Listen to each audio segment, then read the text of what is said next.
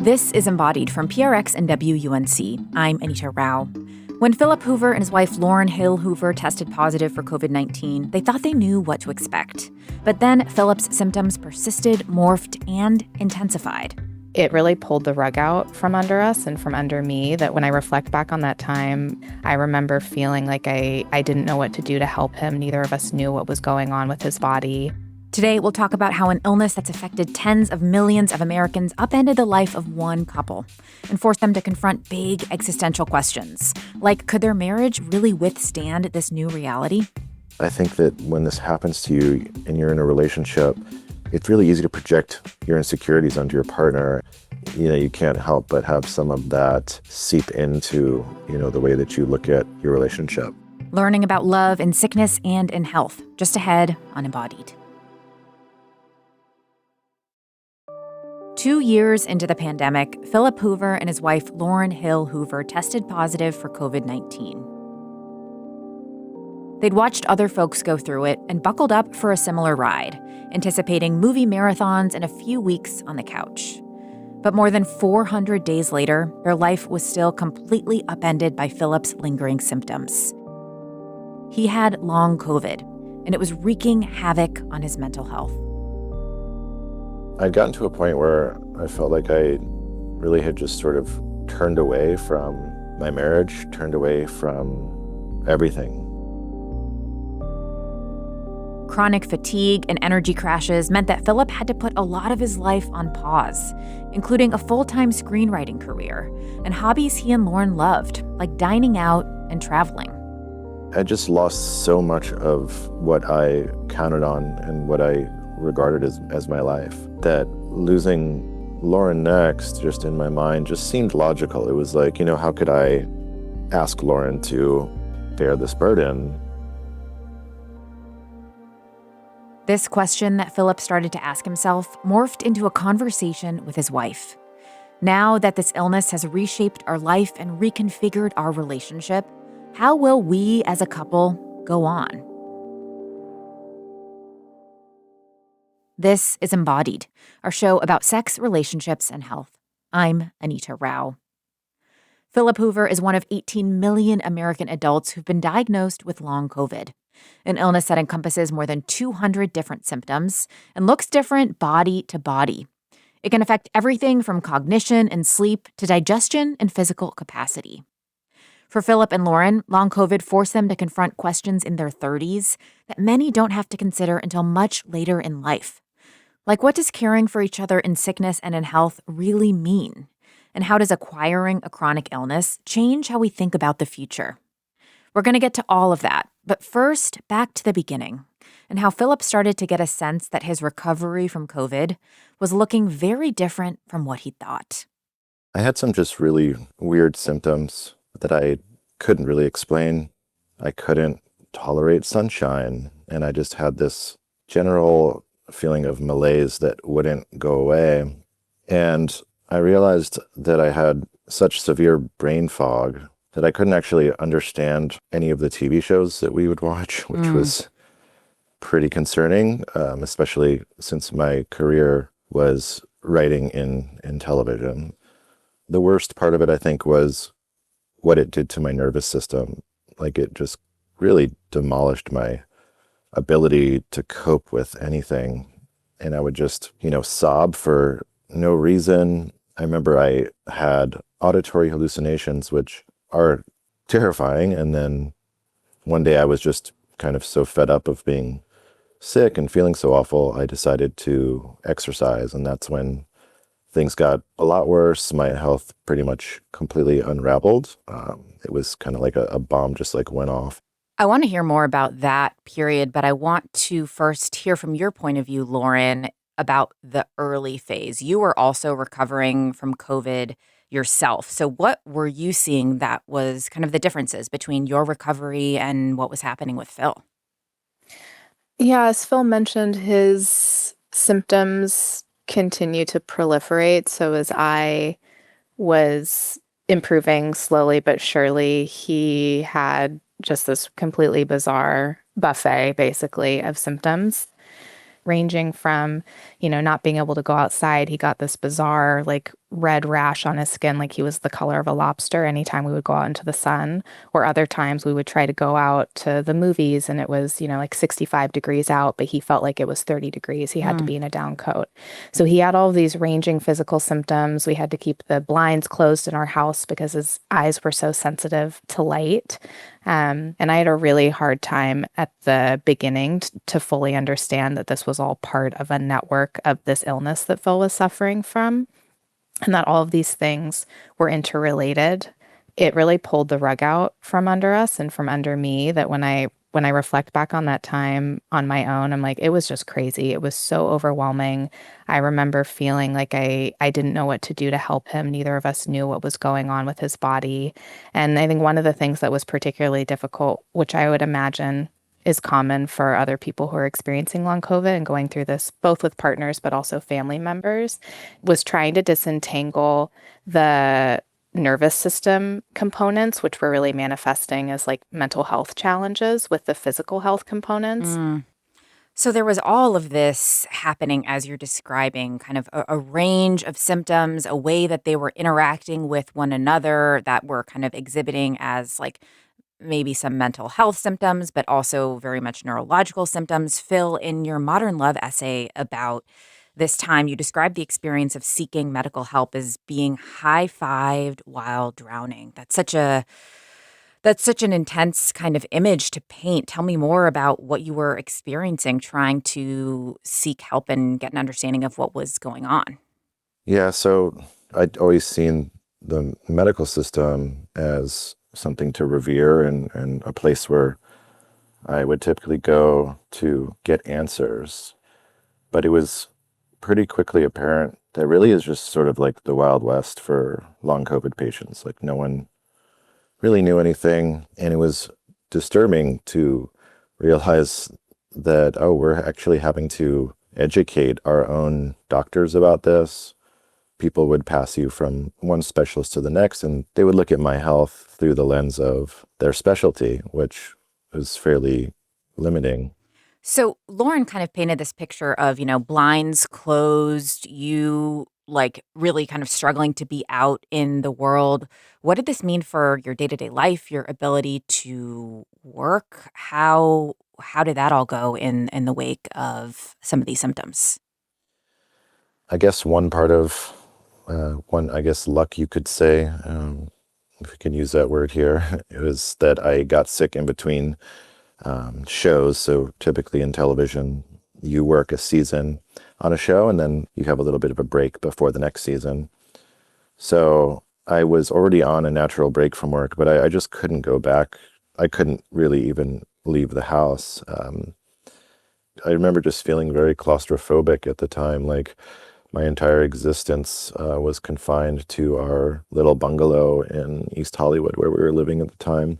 I remember Lauren and I we're trying to find things to do together, and like we tried watching nature shows, which seemed like innocuous enough, right? Like we'll just watch some cute little nature show.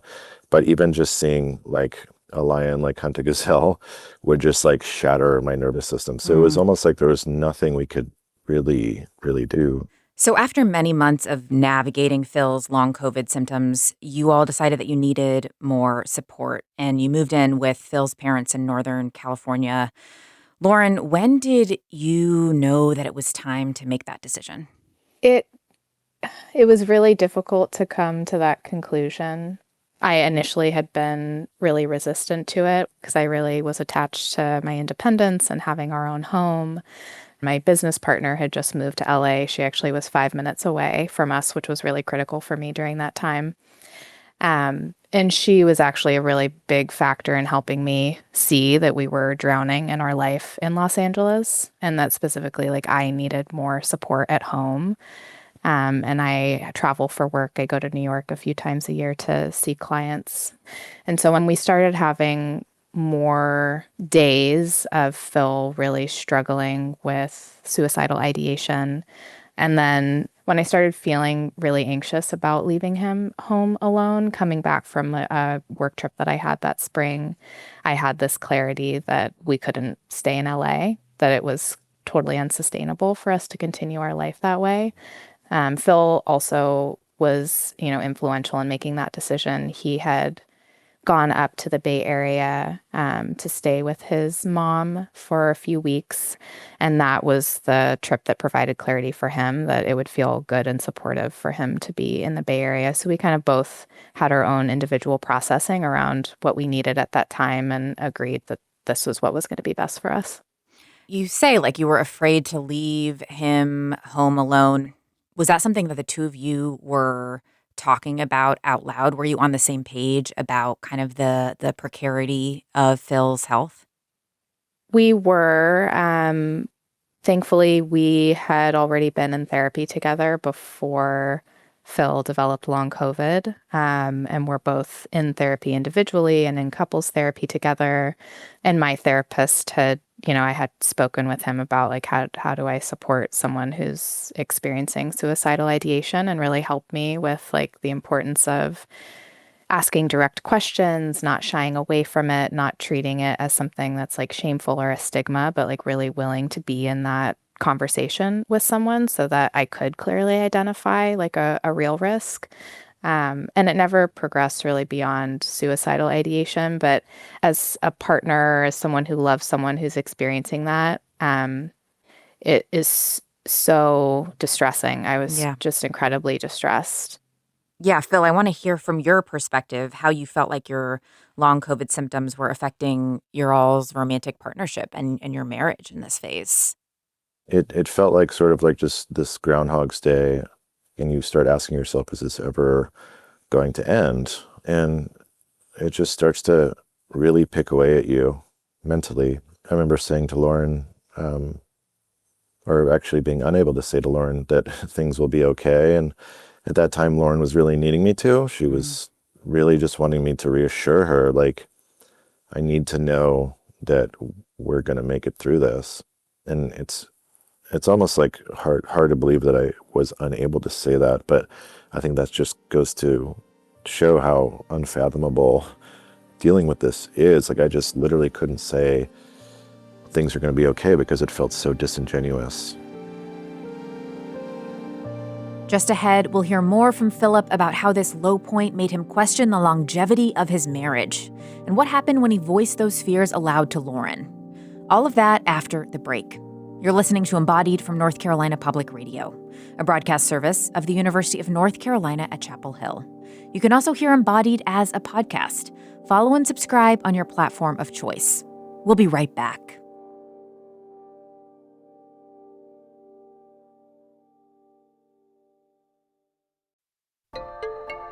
This is Embodied. I'm Anita Rao. We're talking today about how long COVID affects a marriage and shapes a couple's relationship to their bodies and one another. After more than a year of dealing with debilitating long COVID symptoms, Philip Hoover hit a breaking point. He was struggling with his mental health. He couldn't work full time, and his brain and his body were unrecognizable from what they'd been before. He and his wife, Lauren Hill-Hoover, had moved away from their home in LA to Northern California, where they were living with his mom for help with caretaking and finances. In the 7 years of their marriage up to that point, he and Lauren had connected through a shared love of travel and culinary exploration. With long COVID, those things and so much more were no longer possible. And Philip wondered if he was becoming a burden to his wife. So he started a conversation. It wasn't the first time, actually. I'd said it a few times before, basically giving her, an escape route and saying, you don't have to deal with this. It's up to you if you want to leave. Lauren's reaction this time was calmer than usual, but firm. It was really frustrating to receive that from Phil. I knew intellectually that he was wanting to give me an out from a really difficult circumstance. And on my side, it kind of felt like I'm here, I'm committed to this. If I weren't, I wouldn't be here. And I don't want to talk about it. Like I'm here and it's not your choice. And it is something that we had to process a lot together. And I have shared with Phil, I gave myself a lot of space to have processing around the changes in our relationship and the implications of what our life could be based on Phil's health. I had a lot of clarity for myself early on, maybe like 6 months into Phil being sick, that I needed to give myself space emotionally to feel all the options of, being in this relationship, not being in this relationship, so that being in the relationship was something that I knew I was choosing and not something that I felt I was obligated to be in to, try to be a good person. How did you get to that clarity? That sounds so wise. How are you doing that? Thankfully, I had a wonderful friend who's my business partner who created a lot of space for me to talk with her about that. And she also loves Phil. She's known us for the vast majority of our relationship. And she created a really safe space for me to like verbalize those things, to really process like the difficulty of what we were going through in our relationship.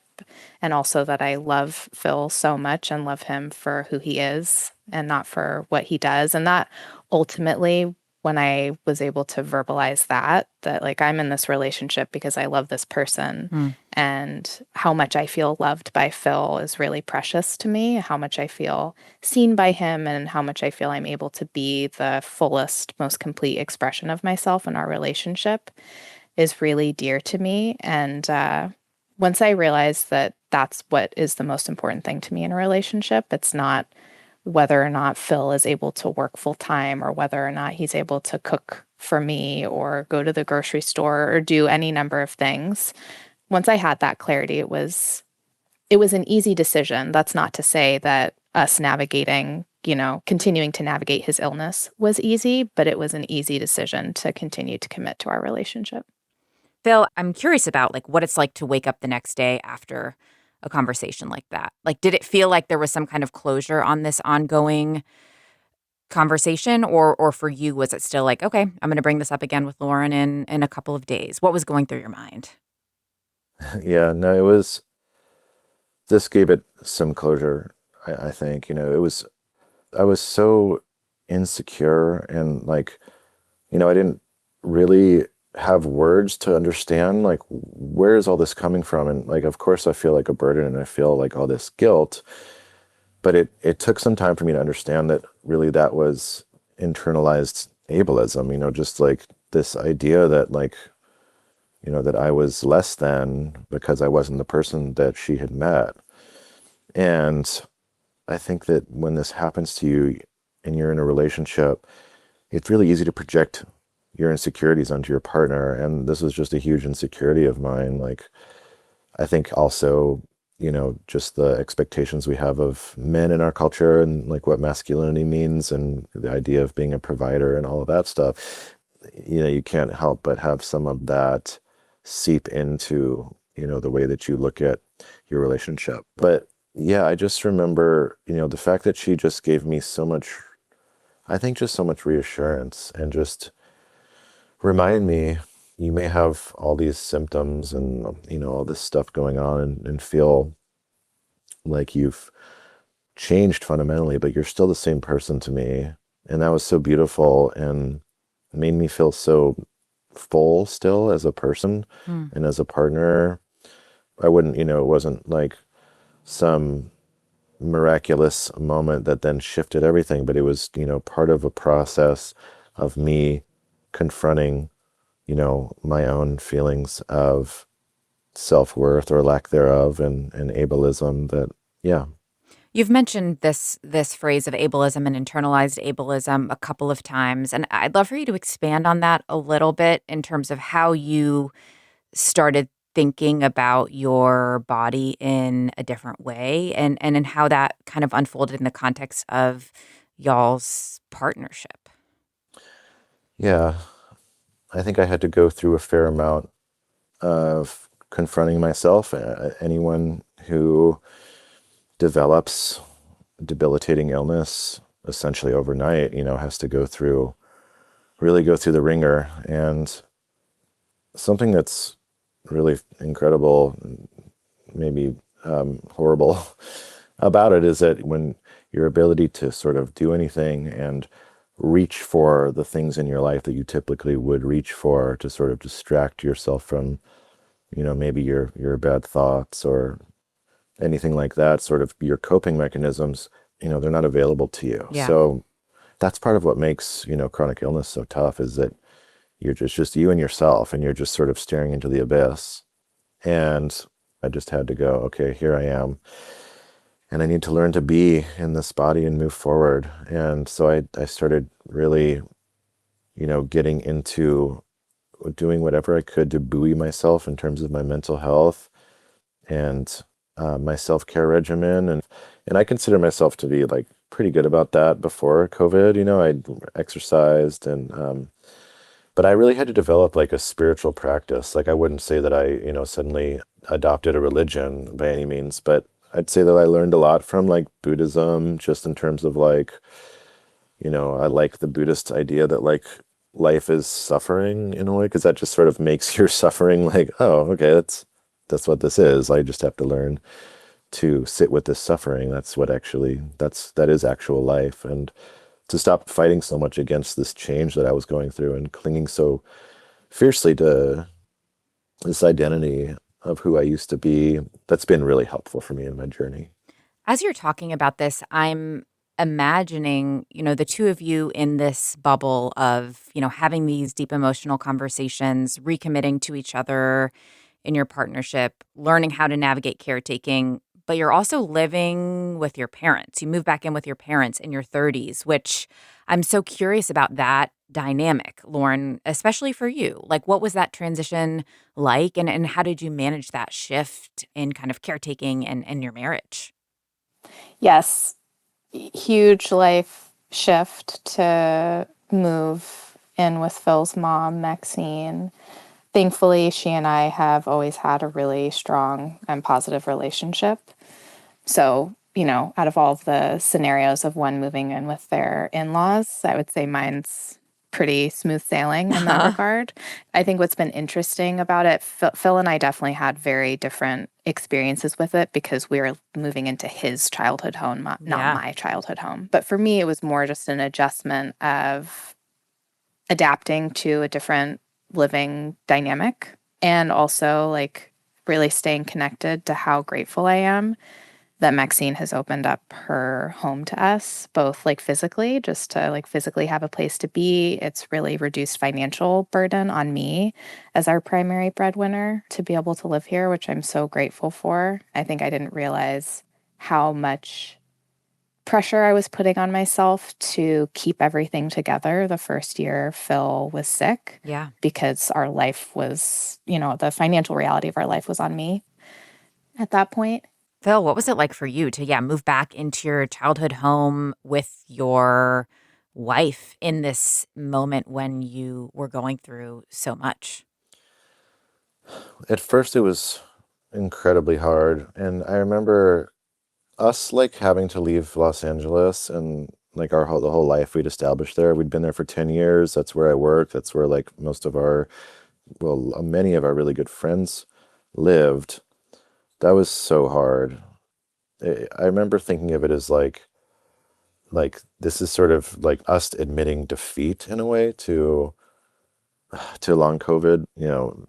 I guess that's all depends on the individual, but for me it was both difficult, and also it felt nice just to be welcomed with so much support.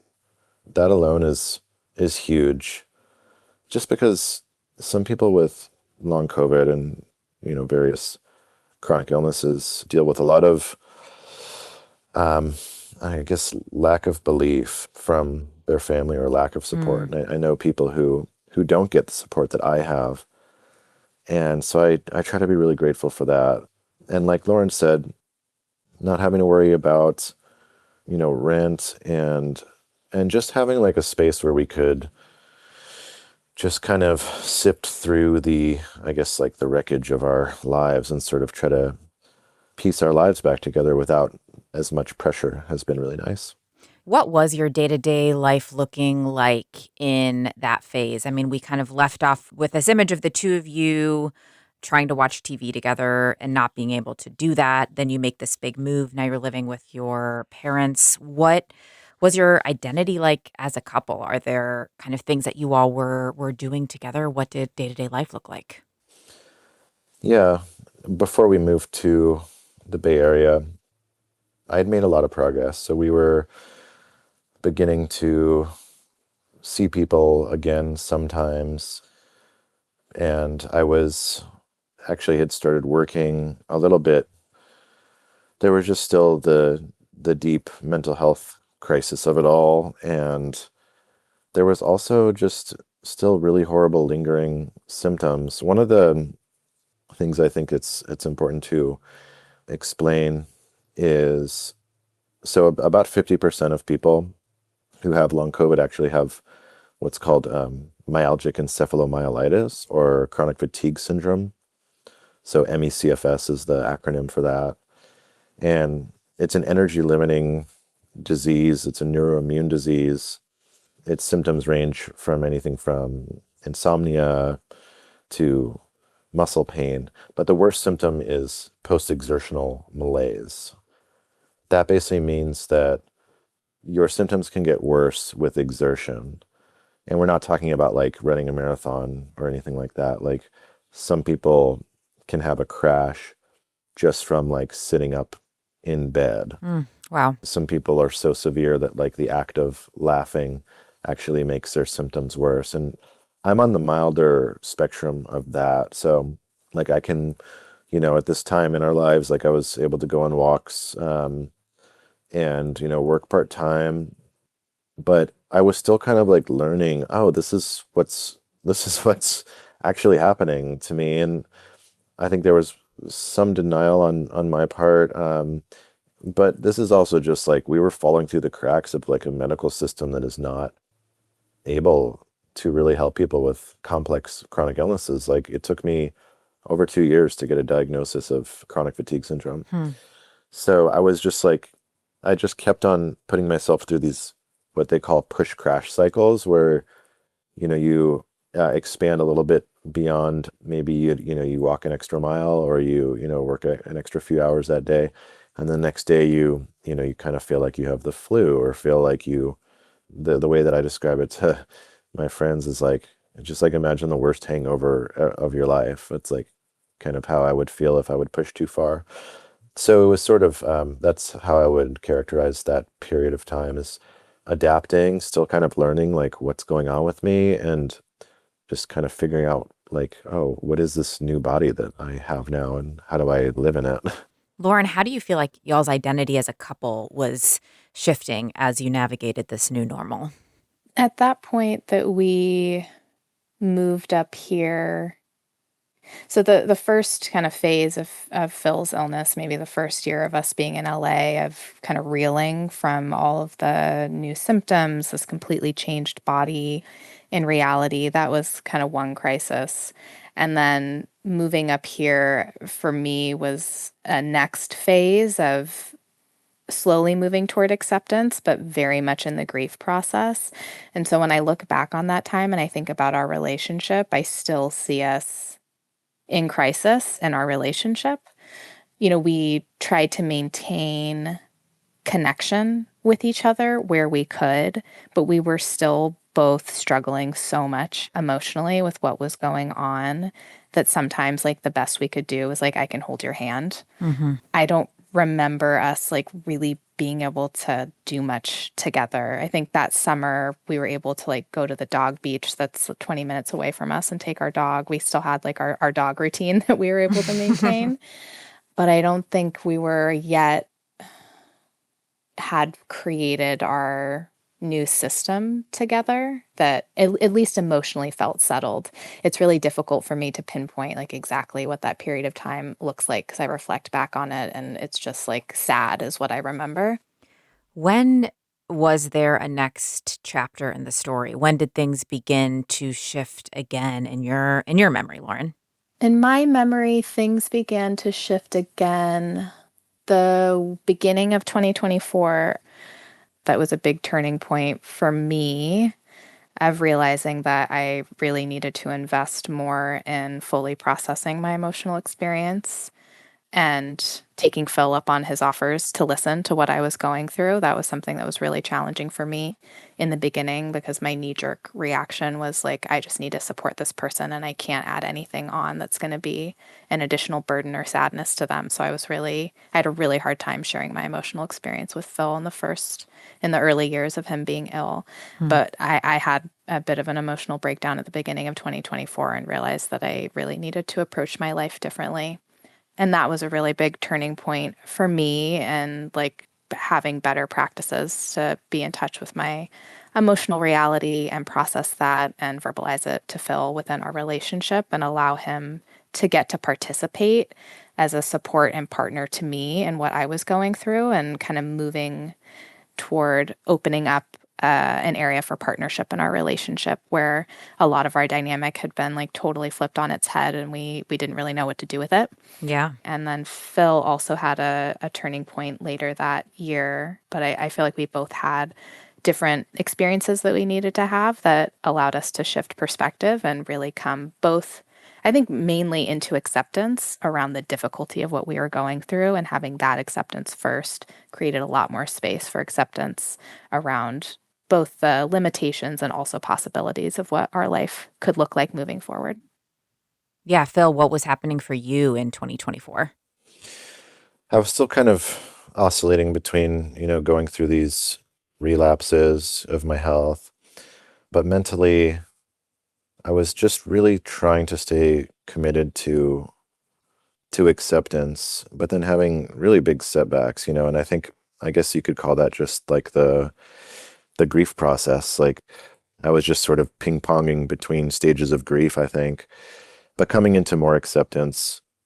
And I think what helped was, well, time, first of all, but then also just like I took some psilocybin Uh-huh. and I had a pretty profound experience. It was pretty scary at first, but I think that experience was sort of the culmination of a lot of work of just like I can be with these symptoms and still have a life. And that is I think that's such an important thing for people with chronic illness to get to. And it's so hard to get to that place. And I think that learning to be in my new body and not be so afraid of it maybe did something to turn the volume down on like the danger signals and the feelings of like fight or flight of just like, just dealing with my symptoms on a minute by minute basis. Just ahead, we'll talk with Philip and Lauren about how they're adapting their relationship to match the realities of Philip's long COVID diagnosis, from reimagining their sex life to considering if or how they want to become parents. Stay with us after this break. Around 400 million people globally have been diagnosed with some form of long COVID. Philip Hoover is one of them, and he's been grappling with symptoms now for 3 years.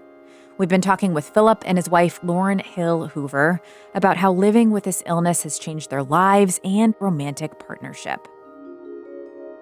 While Philip still experiences fatigue and difficulty exercising, his health is now a lot more stable, which means that he and Lauren have been able to revive parts of their relationship that they abandoned at the onset of his illness, like sex. Yeah, so at first it was, when you get as sick as I was, there's just like there's no room for sex. That just becomes, it's like very much at the bottom of the hierarchy of of needs when you're just like trying to survive life. So at first it was just like, okay, that's not a thing that we're gonna do right now. And then as, I was sort of looking at like, what is my body now? I'm realizing that my health had really impacted my libido. And that was actually one of the things that did show up on a test, believe it or not. There was almost nothing that showed up, but my hormones were really impacted. So it actually cut my testosterone in half. And my hormones have since recovered. But for a while, the active sex was just like painful. And, when you're experiencing so much discomfort and pain and uncertainty, and then like this one thing that, you're one of the few things that you're hoping can sort of let you escape those feelings and that you can use to bring more intimacy with your partner and engage with your partner in is to also taken away. That was really tough. And also I just felt, I think, really emasculated too by that. Yeah. But things sort of slowly kind of figured themselves out, and we're still navigating that. But I'd say, in a way, it's actually made us, I think it's brought us into a deeper kind of intimacy. I think we have to communicate more. And I would say, I'm sorry that my parents might have to hear this, but that we, that we like, I think we actually enjoy our sex lives more now than before. That's interesting. Yeah. Lauren, tell me more about it from your perspective. Do you share that, the reflection? I do. I definitely do. As Phil mentioned, going through this, both with the physical changes as they impacted our sex life, but also just going through this experience generally, we really had to improve our communication. And that fostered a lot more intimacy in our relationship. I think it was maybe 3 or 4 months into moving up here, we started seeing a new therapist together who specifically focuses on sex. Hmm. And while we actually rarely talk about sex with her, incidentally, we do as it comes up. But it's funny that was the main thing we wanted to focus on with her. And then, life had other things that needed to be addressed. But she's also given us some really wonderful tools, both like as it relates to intimacy. She gave us an exercise that was really meant to like unpack and help move away from kind of entering into sex with a destination in mind, Yep. which has been really useful. And even then, just like talking about it more, like talking more about what we want and like, and having that intimacy in our sex has, I think, made it more connected and therefore more pleasurable. What is the day-to-day of y'all's life like now? Like, Phil, what are the symptoms that you're still dealing with, and how does it kind of shape how the two of you are able to operate as a couple? I've made a ton of progress in the last 3 years, but especially in the last year. And I would say that there are days where if you didn't tell me that I had long COVID, I wouldn't really know. Like, and that doesn't mean that that it's not there. It's considered like a relapsing and remitting illness. Some people can actually fully recover, but chronic fatigue syndrome and myalgic encephalomyelitis, that is something that I'm just sort of learning to think of as this is something I'm going to be managing for a long time. So I still have to be mindful about not overdoing it. Like I can't really exercise. I can walk pretty much as I want. So I really love going on walks, being out in nature. I'm still working part-time and I'm looking more into moving into full-time work. So that's like a really good sign. We are planning on traveling more. Actually went to Mexico last November, and that was a huge deal for me because I was like, it was actually incredible because when your world shrinks down to being so small and you feel like you've lost access to it, Yeah. it was like, and then you go to being in like Mexico City and eating at all these, nice restaurants and just being able to walk around the city. It was just such a sense of freedom and expansiveness that I was worried at one point that I would never experience again. And so that was incredible for me and for us, I think. And, we would like to, move into our own place again. We're starting to look into that. And I think we think of our life as like very simple. We love each other a lot. We want to continue to be together and stay well. And we might not have the exact life we thought we would have at this point in time, but we've survived something that is incredibly, incredibly difficult to survive. And we've learned a lot about ourselves and each other along the way. Lauren, I mean, Phil mentioned getting back to traveling again and that being a big change. Are there other kind of decisions that you all have made, hard decisions or exciting decisions about what your future is going to look like in the wake of knowing that, some of these symptoms for Phil are going to be here for the long term, and you all kind of have a different life than you maybe expected. Definitely. One of the big ones is parenthood. Very early on in our relationship, we both expressed to each other that we wanted to be parents. And so we just, like assumed we were on that trajectory at some point in life. And then Phil got sick and our life was in crisis for, a significant amount of time. For me personally, that kind of spun me out into my own journey of like, do I really want to do I even want to be a parent anymore?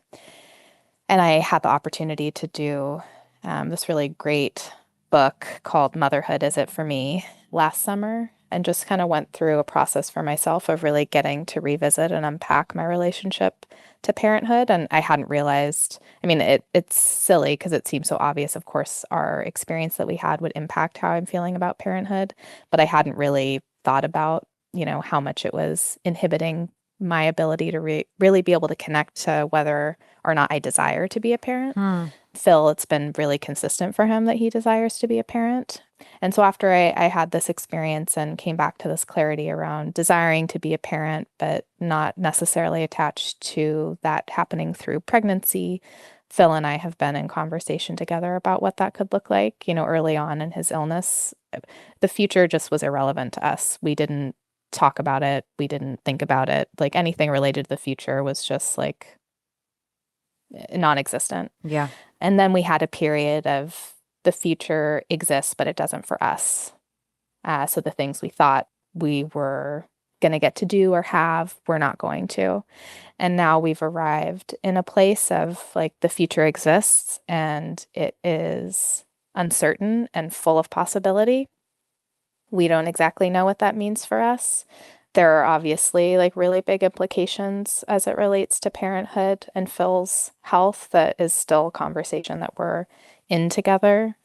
One of the things that this experience has taught us is like the best we can do is be really clear with ourselves about what we want and what we need today and be open to what will come into our path in the future that's out of our control. And that knowing like in love and compassion for ourselves and each other, like there's so much that we can get through and difficult things we'll continue to experience in life, but also a lot of beautiful things we'll experience and we couldn't possibly imagine all of them. So I think right now we're just we're in a really open place of there's a lot like percolating and marinating and we'll see what happens. You all had an experience early in your partnership that happens in a lot of partnerships, which is like a change in a caretaking dynamic, one person needing to caretake for the other or going in and out of periods like that. I'm curious about how navigating that and having this experience together has informed how you all are thinking about caretaking for each other's future health and how it's informed those conversations between you all. That's a great question. We haven't talked about it, oddly enough. I think the way that that's come up in our relationship is, everyone at one point or another experiences illness in their life or in their relationship, and we happen to be experiencing it now. We know we'll experience more as we go throughout our life. I think, at least for me and Phil, I'm curious how you are relating to this. I think I have a sense of fortitude's not exactly the right word because I think early on in this experience, I was like white knuckling, like we are going to get through it. I'm determined that we're going to get through it.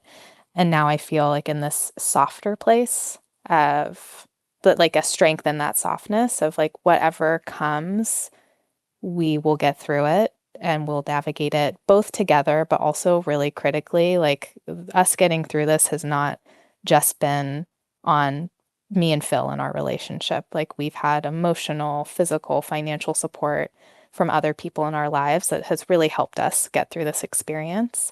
And so I think for me, it's more of a remembering how important it is to continue to nurture our relationship, our romantic partnership, but also our relationships with the other people in our lives, the support that we give the people we love, and then the support that we get to receive back from them in those relationships, and that and in community will be, if not okay, like we'll navigate whatever there is to come.